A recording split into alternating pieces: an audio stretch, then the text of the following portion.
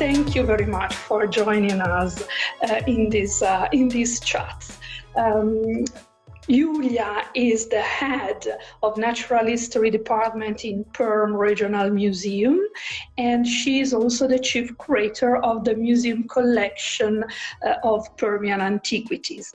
The museum was nominated for the European Museum of the Year award in 2015, and since then I think that she has been one of the national correspondents for Russia, being very active in this role. And YULIYA got quite recently, but 1 year ago, your PhD in Manchester, isn't it? And yes, and she's also the keynote. She was the keynote speaker at the ICOM Natural History Committee in Kyoto 2019. So thank you for being with us again. And as you know, we're here because we would like to understand how museum field is facing this emergency of in these days, and what museums are doing, what museum, and what do you think about the future? How do you see your activity and the activity of the museum when this epidemic will let us free again? Well, I suppose that first of all, we are not museums anymore, because we have become a kind of online mass media without any collections which we could touch and which we are so proud of, because we tend to think that collections are the key that makes museums really museums. We do all now are working from home in Russia as well, since March 18, I suppose. And we think that we really are a kind of a newspaper or something very unfamiliar for us. We need to be very quick, and we have to develop our speed to react very quickly to all those which is happening online, because it tend to think that museum life is quite slow. We often take so much time to get prepared for an exhibition, to make planning and logistics, and now we have to change all we have previously knew about our time schedule, or even the time which we should wake up or go back from work, which is not really go back. I also think that speed is one of the keywords for us nowadays. And another keyword is probably vulnerability, because I suppose it's quite a good time to understand that museums are working not only for audiences or for society, but they are working for the professional community inside the country or outside the country. I could give a very good, I think, example of a couple of museums on the far east of Russia in two cities of Vladivostok and Khabarovsk, who are located in the time zone probably +9 hours from Greenwich, so they are almost sleeping and don't know that I'm speaking about them. But they have immediately recognized that it's a perfect chance to become a new methodological centers for the local museums and small museum communities, which need much more support than big museums do need. And they have immediately organized a series of events, online of course, and invited perfect speakers from Moscow, St. Petersburg, Voronezh, Perm, and some other cities, which of course in any other circumstances could go to the Far East to give their speech offline, but they have recognized that it's really an opportunity to transfer their approach to any kind of professional events, and to give not only psychological support to their staff, but such kind of methodological support. And probably it's the best time to start a new methodological role of big museums for small ones. Yes, yes, I think so. From my point of view, this situation has learned us how to be closer together, everyone, because for instance, even me and you have been chatting on Facebook for years now, but we never took the advantage to do something like that, to have the possibility to share some thoughts on our work. And that's really very beautiful what you said, that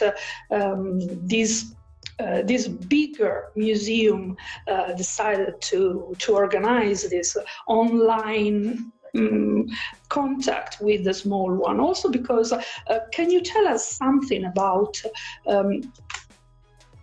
how museums work in Russia, the museum fields work? Because I think to a certain extent it's quite similar to Italy, with a bunch of very huge museums, very stately and very known all over the world, and then thousands and thousands of little museums which maybe have less support or have more problems in getting funds, I don't know. And so if you can give us a picture of the situation. I have just checked that we do have a little more than 2,000 museums in Russia, and of course there are almost 5 which we remember from the first glimpse, like Hermitage Museum in St. Petersburg, Pushkin Museum in Moscow. And I should say that both of them have suggested perfect online strategies. Of course, they were much more prepared for this situation, but I would share 2 examples. The IT director of the Pushkin Museum, whose name is Vladimir Predelenov, have started to make online courses on the Chinese gymnastics like Qigong or Kyokushinkai, as he has a black degree in it. So he decided to make this gymnastics not his sport privilege, but an opportunity for all the professional community to be more to feel their bodies more well than we could do it now. So it's one very fun example and very very humanity example. And the second one was a big surprise for us, because Hermitage Museum has opened an Instagram online tours, which works, if I understand correctly, like that the museum guard taking his iPhone and walking across the museum, and the museum curator sitting at home make a translation or make a guided tour. But the most perfect is not this video excursion or guided tour, not the curator comments, but the comments of all those thousands of people who are watching this guided tour. And it has become for us the first real opportunity to understand what museum visitors think of all these art objects. It's quite fun, and we should learn a lot of it. Yeah, we should understand that it's totally different point of view, and it has become very honest due to these online connections. Yes, yeah, I think.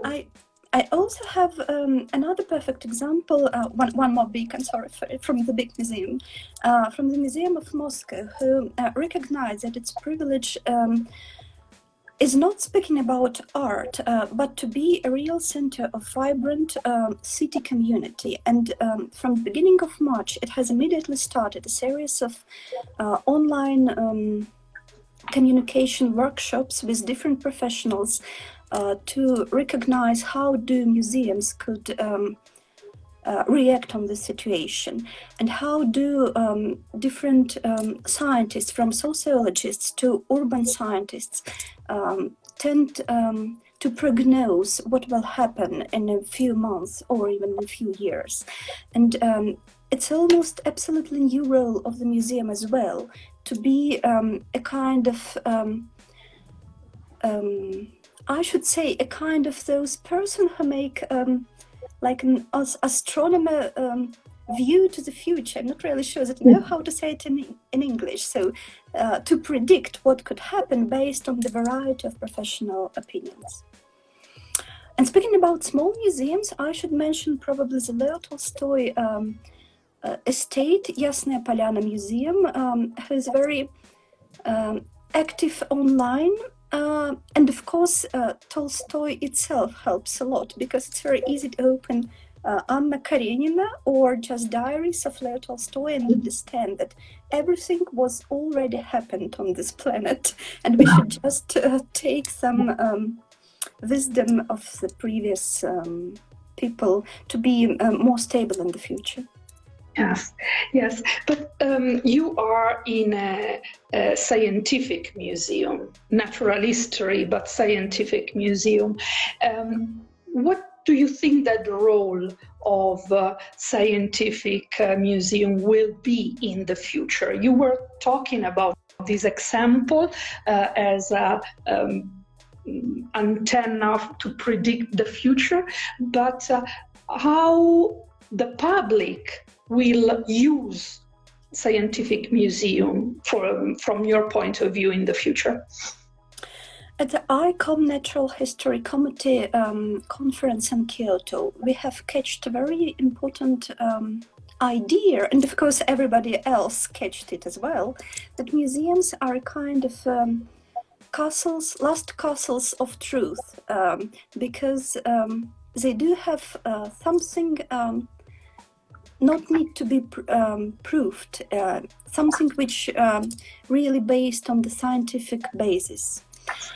I think that scientific museums should take more responsibility on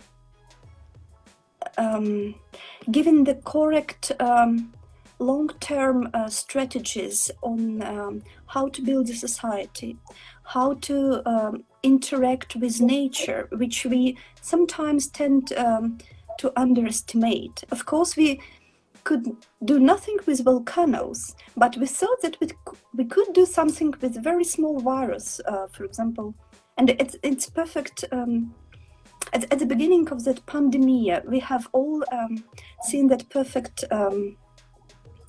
book created by the Children's Museum of Bergamo in Italy, who described that on the very top of this pen there are 350,000 of viruses, and we thought that virus is something which we could deal with, and probably not so quick as we should. So the first serious new role for the scientific museums is to be more responsible in a long-term strategies of working with children and with the society opinion.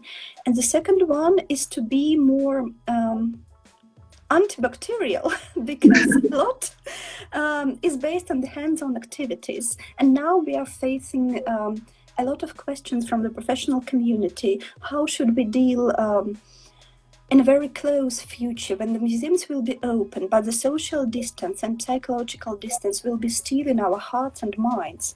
So we probably need to understand what is the personal and society level of hygiene, and how we should be full of humor, but at the same time very responsible in this field. Yes, I agree with you. I think I remember what you are saying reminded me of Bruno's first chat when he was talking about the role of museums against the fake news, for instance. So it's a similar, it's a construction on that thought. I think what you say, responsibility in communication. But do you think that that museums have developed a new way of communicating with their public during these weeks, or that they still have to find the right tone, the right way to deliver their messages. Above all, I think that this process of studying will be endless. At the same time, what I have realized that museums are not expected to understand online activities only like online communication. We have understood that a lot of activities could be transferred online, but they could be made in the houses of people. For example, we do provide some masterclasses for children via Zoom or any other social platforms. Or our Perm Regional Museum have developed a very funny paleontological gymnastics, which tend to provoke children to imagine how ancient animals have been working. For example, how corals have been growing, or how trilobites have been looking around by their hands. So we understood that online is not only looking at each other and chatting, it could be interactive as well. So this probably is one of the first tips. That's it. Good. So I think that we are over with our time, because I promised everyone that we could stay in the 15 minutes. But you know that I asked Bruno and Kimmo for a book and a museum to come and visit in Russia, but of course I will suggest to come to Perm to visit your museum, but that's my suggestion, so you can be free to suggest another one. And the suggestion of a museum to visit, a Russian museum to visit online. Well, first, when everything will be over, of course, you are all most welcomed to come to Perm, in spite of the fact that the Permian period in geological prehistory has ended with the greatest mass extinction, even bigger than the extinction of dinosaurs. Speaking about the book, I should say that I would probably recommend to read Dostoevsky once again, because we have to be even more humans than we have been previously. I do mean personal level, first of all, because we sometimes read in a newspaper that there were hundreds or thousands of divorced couples after this pandemic crisis, when people have been spending so much time together, not ready to do it really. So we should remember that we are people full of good and bad, not good, not bad, but somewhere in the middle. So probably it's time to read some Russian classical novels like Dostoevsky. And to be optimistic at the end, I would recommend to visit the Garage Museum of Contemporary Art in Moscow, it's a private museum run by Roman Abramovich, and it was the first museum which have been closed even in the beginning of March, not waiting for the Ministry of Culture lockdown. All the other museums, because it's a private museum, and they have made this decision, and they were quite silent during this month, but at least they have introduced a perfect new landing website created specially for online activities during this pandemic. So it's a very good example of Russian museum which is able to be very quick, very responsible, and available in English, of course. Perfect. So, Yulia, thank you very much. And it was a pleasure. You said a lot of things that were really inspiring, and you know that this conversation will stay online for 24 hours in our on our page. Anna said Garage Museum has a great digital program online this week, so please go and visit that. But my colleague from the background is asking, selected another question, which is the government preparing some sort of fund for culture and museums? I think yes, not only for museums, but for zoos as a living museums, and they're in a much more serious situation because their objects need to eat something every moment, not only their stuff, but their collections. So it's a very big problem for those now, I suppose, all over the world, to give fresh food and meat to their collection. So there are some measurements from the government. I'm not really sure that I could give an exact variety, but it's currently on their discussion. Well, that's good and encouraging. So, as I said, our chat will stay online in the stories of Soluzioni Museali for 24 hours. And afterwards, we will translate it and we will put it also with subtitle in Italian for the Italian who couldn't follow it or couldn't follow the English, even though our guests were excellent in their English, much better than myself. Nevertheless, so we will stay in contact with this chat, and eventually, if you are available for some other chats in the near future to go deeper in the discussion of some of the topics that you treated. So, Yulia, thank you very much. Thank you. And see you soon.